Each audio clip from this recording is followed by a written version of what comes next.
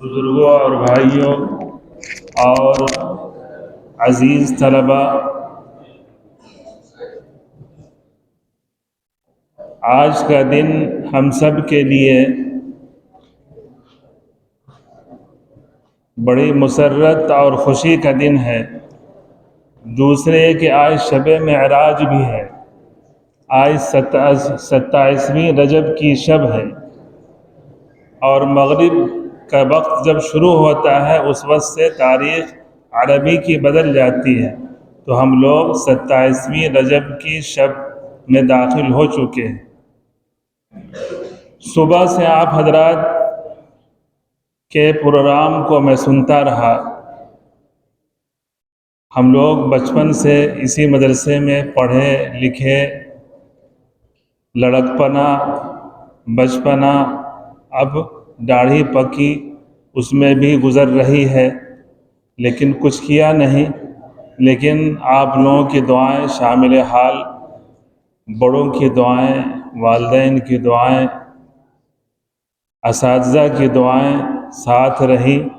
اس نااہلی کے باوجود اللہ تبارک و تعالی بہت سکون کے ساتھ زندگی کے ایام گزار رہا ہے۔ ہماری بھی گزرتی رہے، ہمارے اساتذہ کی بھی گزرتی رہے، اور ہمارے عزیز طلبہ کی بھی گزرتی رہے۔ تو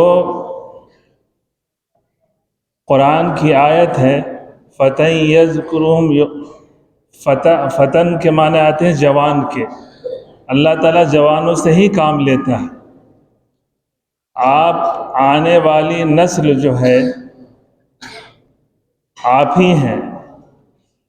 آپ جو کام کریں گے وہ اب ہم نہیں کر سکتے ہیں۔ اب یہ چاہیں کہ ہم درسگاہ میں جا کے پڑھیں تو یہ ممکن نہیں ہے، چاہے وہ مدرسے کا طالب علم ہو یا اسکول کا ہو، کالج کا ہو، یونیورسٹی کا ہو۔ جب ہر بچے کے اندر ٹیلنٹ موجود ہے، صرف اس کو پش کرنے کی ضرورت ہے۔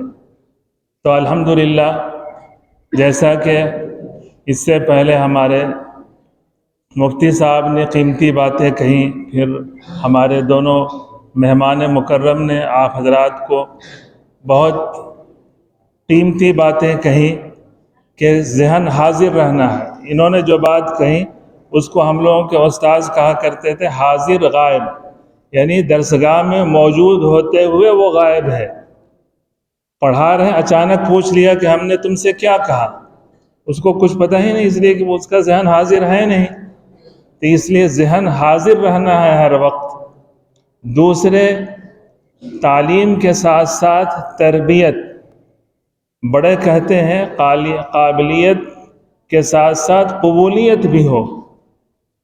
ایک انسان قابل تو ہے لیکن اللہ اس سے کام نہیں لے پاتا ہے، تو اللہ ایسی قابلیت دے کہ اس سے انسان اللہ اس سے کام بھی لے۔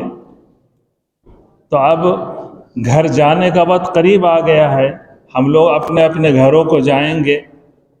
مدرسے کا امتحان الحمدللہ اس سال پورے جھارکھنڈ میں رابطہ مدارس کی طرف سے تقریباً 200 سے زائد طلبہ کا امتحان ہو رہا ہے، اور یہ فطری طور پر ہے کہ امتحان کا جب سلسلہ شروع ہوتا ہے تو پھر بچوں کے اندر وہ محنت اور لگن کم ہو جاتی ہے۔ اسی وجہ سے اس سال 14 تاریخ کو رابطہ مدارس کا امتحان، اور اس کے بعد ہم لوگوں نے دوسرے دن ہی امتحان رکھا۔ 4-5 دن پیچھے ہم لوگوں نے کیا۔ ایسا آئندہ بھی ہوا، یہ مستقبل میں بھی ہوا ہے، حالات ایسے ہوئے ہیں تو 6-7 کو بھی ہوا ہے۔ تو پورے سال اگر ہم نے پڑھا ہے تو 5-6 دن کوئی معنی نہیں رکھتا ہے۔ پہلے 16 شعبان کو 17 شعبان تک چھٹی ہوتی تھی۔ بڑے مولانا رجب کے مہینے میں کلکتہ جاتے تھے، اور وہاں سے آنے کے بعد تب اسی اعتبار سے امتحان کی تاریخ رکھی جاتی تھی کہ وہاں سے جو کچھ لے کے آئیں گے اساتذہ کو تقسیم کریں گے تب چھٹی ہوگی۔ ایک مرتبہ ایسا ہوا تاخیر ہو گئی تو اس وقت محترم صاحب کو جہاز سے آنا پڑا۔ اس زمانے میں ایک ہی جہاز چلتا تھا اس وقت میں، تو جہاز سے اس لیے کہ بہت تاخیر ہو رہی تھی، 18-19 ہونے کو تھا شعبان۔ تو مدارس کی جو چیز ہے اصل وہ روح ہے۔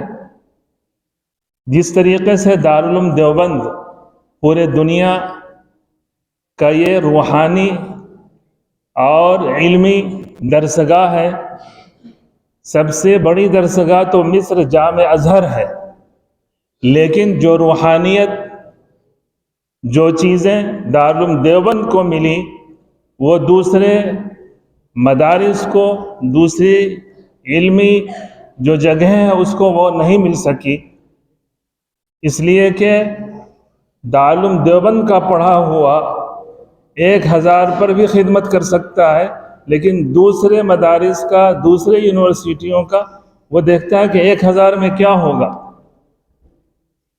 تو ہمارے اکابرین کی یہاں روحانیت ہے، مادیت نہیں ہے۔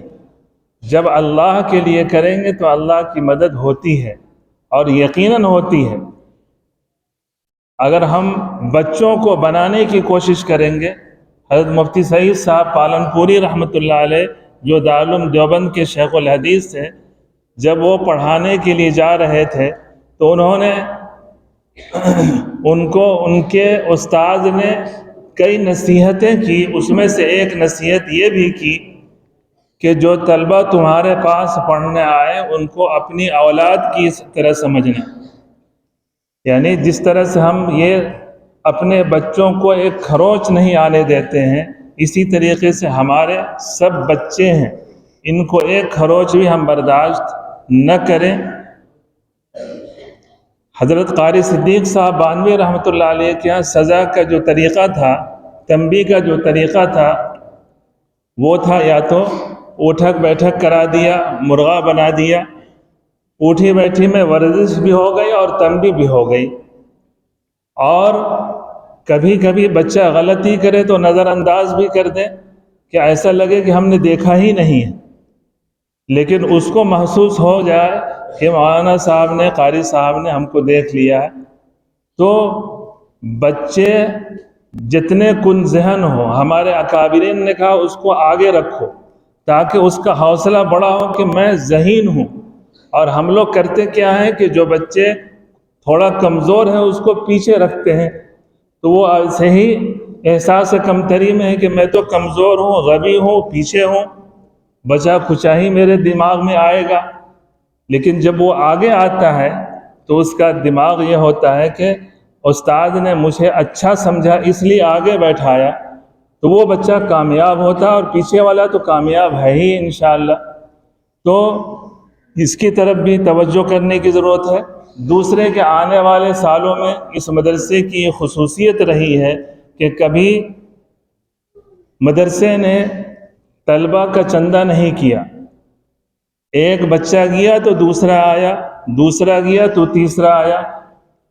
اس حال میں بھی اس سال 500 سے اوپر بچوں کا داخلہ ہوا، تقریباً 850-900 تک بچے کا داخلہ ہاسٹل میں یہاں رہا، دارالاقامہ میں۔